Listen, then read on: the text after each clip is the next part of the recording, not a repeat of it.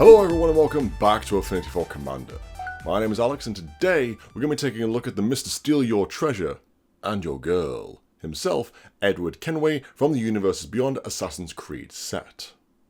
As always, if you like any of the cards you see here in this video, please make sure you make your purchase through any of our lovely affiliate links in the description box below. It doesn't cost you anything extra and helps the channel out quite a lot. As always, all prices you see here today are provided by the fabulous cardmarket.com. And as a little extra constraint on myself, we're also going to be making this a budget list. So the entire deck can be purchased for less than €100 according to cardmarket.com at time of recording. I find there's something ironic about doing a pirate steely treasure list on a budget, but I like it. And now on to Edward, who comes to us from Assassin's Creed Black Flag, the third best Assassin's Creed game. I'll let you fight about which of the other two in the comments below. Edward Kenway is a legendary human assassin pirate for 2 generic, 1 black, 1 blue and 1 red mana. He's a 5/5 and reads: at the beginning of your end step, create a treasure token for each tapped assassin, pirate and or vehicle you control. And whenever a vehicle you control does combat out your player, look at the top card of that player's library, then exile it face down. You may play that card for as long as it remains exiled.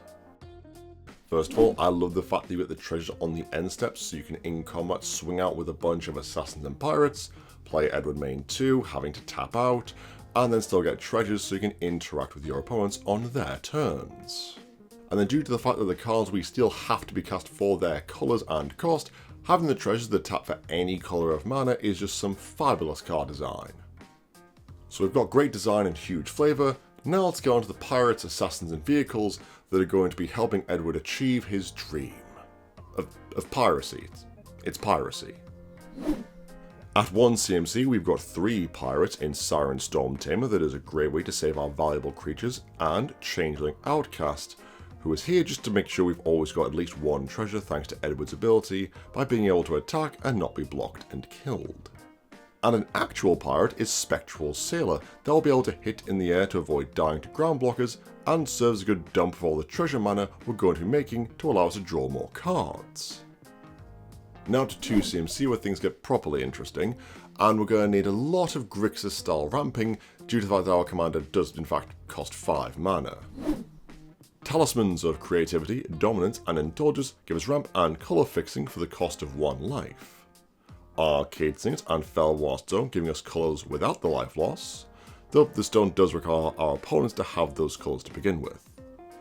On to the creatures, we've got our first assassin in Basim ibn Ishak, who for 2 mana does a lot. Draws a card when we play a historic spell, makes himself unblockable and gets bigger while doing it. But back to pirates. Captain Storm, Costume Raider isn't much to look at first. Then remember Edward is putting all those treasures into play at the end step, and suddenly she's a massive powerhouse buffer. And even if she just puts 1 counter on a 2/2, that's still important, as this lets us now crew most of our vehicles by itself. Francisco Foul Marauder, it's foul because it's a bird. I appreciate that. He personally means nothing by himself, but will be exploring when we're dealing combat damage with our other pirates, and then he can start hitting in and getting our top deck lands into our hand and fixing our draws a bit. Now we do get our first 2 vehicles, and remember Captain Ed needs them to hit a player, so evasion is important. Smuggler's Copter can get in easily with its flying, and the loot ability on it is never a bad thing. And Imposter Mech lets us copy any value creature with a good ETB or attack trigger. Do just remember that the mech is a vehicle, not just a straight copy of the creature it came in as, so does need to be crewed in order to act as a creature. And lastly for our 2 mana vehicles, Subterranean Schooner lets the creature that crewed it explore, but honestly it's mainly here for the vehicle that has crew 1 in it to get some nice early and cheap beats in with. The last few cards at 2 CMC are Deadly Dispute to sack any creature or artifact when it would normally die anyway, to draw some cards and hopefully get more treasures, which is, very on theme. Counterspell to hopefully keep Edward safe, because having to recast him for 7 mana, even with the treasures he gives us, will still completely suck. Trailblazer's boots to ensure our vehicles will be able to hit our opponents, because let's be honest here, unless a person is playing a mono-coloured deck on an extreme budget, that they're going to have one non-basic land out. And finally, Rakdos Charm. I love this card. Destroy a problematic artifact, exile the graveyard of a Merrin or Muldrow the player, or my favourite mode, to deal a ton of damage to the token player, or just outright kill someone for having the audacity of trying to win with infinite tokens. Up to the 3 drops, and we've got most of our vehicles, as we don't want massively costed ones, as these cards are still affected by Summoning Sickness, and there's little to feel good about when you pay a load of mana for something that you have to wait to then tap a creature so it can then actually attack. Our first vehicle is Adrestia, an actual ship with Island Walk. Imagine that. Which also synergizes beautifully with Edward to draw a card if an assassin is used to crew it, and then will be counted as an assassin at the end step, so will grant us an additional treasure. Cosima, God of the Bridge, is not here for his weird draw effect. No, he's here for the Omen Keel. Another example of ships stealing our opponent's things, just this time it's equal to the damage being dealt. Cultivator's Caravan is a cheeky bit of ramp, and the 5/5 isn't exactly bad stats. Fell Flagship offers a nice static half anthem effect, while at the same time being a hand hate on damage. But onto a new vehicle, the Jackdaw, a great Izzet vehicle that, considering how many treasures we should be accruing thanks to Edward, that we should be drawing a significant number of cards. And from something perfectly on theme to something a little bit less so, Might Servant of Luek. Oh, a great vehicle that might require 2 creatures to accrue it for maximum effect, but having a 6/6 trampler is huge for our needs to hit part of the commander's ability. And the ward of discard a card is going to discourage a lot of players from interacting with it, provided we just don't attack them. To help in tutoring up these lovely vehicles, we've got Trophy and Tribute Mage to grab them from our deck, and let's get the correct ride for the situation. But back to our actual creatures though, and we've got another assassin in Adowel, Breaker of Chains. A pirate that replaces themselves, can crew most of our vehicles by himself, and then can be recurred to get that sweet ETB trigger all over again. Breacher's Eager Pillager has a slew of effects, which probably the middle one is going to be the most important to make our opponents one big boy or flyer unable to block our ships, so we can swing in confidently. Forerunner of the Coalition is a nice pirate tutor and a lovely piece of ticking damage to whittle our opponents down. Speaking of making our opponents lose life at 3 CMC, we can also on our budget put in the very annoying CDH combo of Malcolm Keen-Eyed Navigator and Glinthorn Buccaneer. The way it works is that you activate the Buccaneer to discard a card, and drawing dealing 1 damage to each opponent. Malcolm with his keen eyes sees this and makes us 3 treasures. We then use 2 of these treasures to activate the Buccaneer again, and so on, generating an additional treasure each time and dealing all of our opponents enough damage to win the game. Now who said budget can't be powerful? Plus, both of these cards are just good in the deck themselves. Malcolm being a flying pirate that makes us treasures is perfectly on theme. And the Buccaneer is just a good draw engine that also happens to be a pirate. Heck, the only thing that could make this more thematic is, a hidden blade or 2. The last card at 3 CMC is Laughing Jasper Flint, who, whilst isn't a pirate or assassin, really cares about pirates and assassins.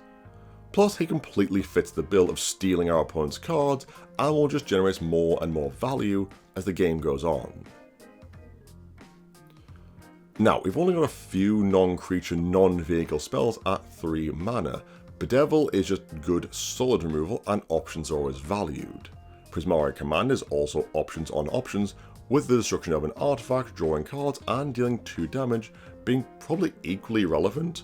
And we have the treasure, so we probably won't really need that. And one last card is just too good not to include. Academy Manufacturer makes us a clue and food every time Edward or any other card makes us our treasures. And with the Manufacturer, life gain and card draw are back on the menu. Now yes, the menu is mainly salted fish, but you take what you can get on the high seas. But moving up to 4 CMC, and we've got the real heart of our pirate crew. Admiral Beckett Brass, a pirate lord who lets us steal our opponent's non-land permanents, provided they've been dealt combat damage by at least 3 different pirates, which is a bit of a tall order, but being able to outright steal an opponent's stuff is definitely worth playing some less than good pirates just to have that evasion. Deadeye Quartermaster is a nice vehicle shooter with a relevant creature type. Don Andreas, the Renegade, is an amazing support for our stolen cards, from giving them a buff to creating more treasures for us to use to cast those stolen cards. And Hostage Taker is yet another great example of pirates just doing pirate things. But the Exile on target creature for 4 mana is just honestly so good. Then being able to cast it is beautiful. Pitiless Plunder creates more treasures whenever one of our creatures dies. Ramirez de Pietro, Pillager, also makes us more treasures and is a cheeky halfway version of Brass's and Edward's abilities. The last creature at 4 CMC is Zephyr Singer, a weird pirate that gives flying counters to creatures that convoked her out. She is 100% a setup card to be able to give your board evasion for next turn to then trigger Brass's ability to steal something, or just not to lose the board to blockers to get all those sweet, sweet Edward treasures. Now onto the vehicles, which is where we've got the vast majority of them. Conqueror's Galleon is here to attack, live through with that fat booty, and then flip into one of the greatest utility lands ever put to print. Fleetwheel Cruiser comes in as a creature and can attack immediately, so to get our commander's ability straight away without waiting, and that trample is going to be helping out a lot. And steering firmly away from things even pretending to be thematic, Nautiloid Ship is one of Bojuka Bug effect that then reanimates any of the cards we exiled. We are quickly getting to the point now where we don't need any more cards, we're just going to be playing our opponent's decks. The RMS Titanic is just a beautifully funny card to deal a ton of damage even if blocked, and then generating a boatload of treasures after damage, if you'll beg the pun. The Belligerent is a ship that lets us look at the top of our own library for a change and play those cards. Importantly, this effect is until the end of turn, so we can play as many cards on the top of our library as we'd like, just still only the 1 land though. The Indomitable is one of my favourite vehicles and what I would personally think of when I think of a good vehicle. It's low crew cost, big power, and a static effect that means even when it's not crewed, it's still useful, and the recursion is just nice too. And the last vehicle is the Weatherlight, a lovely flyer from a bygone age that grabs us historic spells from the top of our library. Keeping with the vehicles for a second, Start Your Engines is a hilarious card to play with a bunch of undrivable cars and ships, only to have a really big swing out and trigger all of their effects. Chain Assassination, Desynchronization, and Petty Larceny are all new cards from the AC set, and our Solid Removal, a frankly OP bounce spell, and further proof we don't need more cards, we just need more of our opponent's cards to win the game. And as a point in our deck, free running should just always be triggering. And lastly at 4 CMC we've got a few solid blue enchantments. Double Down, Storm the Vault, and Thopter Spy Network. Now, I completely missed Double Down as a card when Outlaws was previewed, but holy sweet tokens, Batman, this card is insane.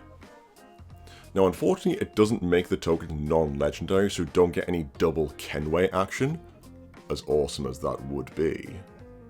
But it's still pretty good. Storm the Vault makes us more treasures on damage and then flips into Vault of Katlakan, a version of a card that is literally banned in Commander, and for very good reason. And finally Thopter Spy Network to draw us cards and keep us on top of our flyers and crewing creatures. Now onto the top end cards and a few alternative win conditions. Admiral Beckett Brass the Unsinkable means we're never running out of creatures to crew our vehicles, and getting some strong ETB effects will keep pushing us over the edge of value. Coercive Recruiter not just acts as an active treason effect on ETB, but also whenever any other pirate enters the battlefield. Personally, I love using this more to get rid of our opponent's blockers to make sure we hit him with our vehicles to get Edward's triggers. Revel in Riches not only generates us more treasures, but also acts as one of our alternative win cons, because with this deck 10 treasures really isn't that much of an ask. And something to help with that is Spell Swindle, the card that is the mana drain that we have at home. And the very last non-land card is a new one in Staff of Eden, Vault's Key. A first res effect for a historic card in our graveyard, then a simple tap ability that should be drawing us several cards each turn. A card that might not win us the game, but drawing 3+ cards a turn certainly should be getting us there. Now onto the lands for this deck. Now, due to the fact that we are on a budget, stuff like Sharks, Fetches and Triomes, yeah, they're all out. None of that. But the fixing shouldn't be a problem when we've got stuff like the Bicycle lands that we can cycle away should we have too many lands already, and the Tango lands for fixing. Really, it's Tango lands? We went with Tango lands after all that debate. I've heard worse. Now beyond the fixing, we need creatures to be hitting, so Access Tunnel and Rogue's Passage give us just that effect. Mech Hanger lets us make any of our vehicles into creatures without having to tap any of our assassins or pirates.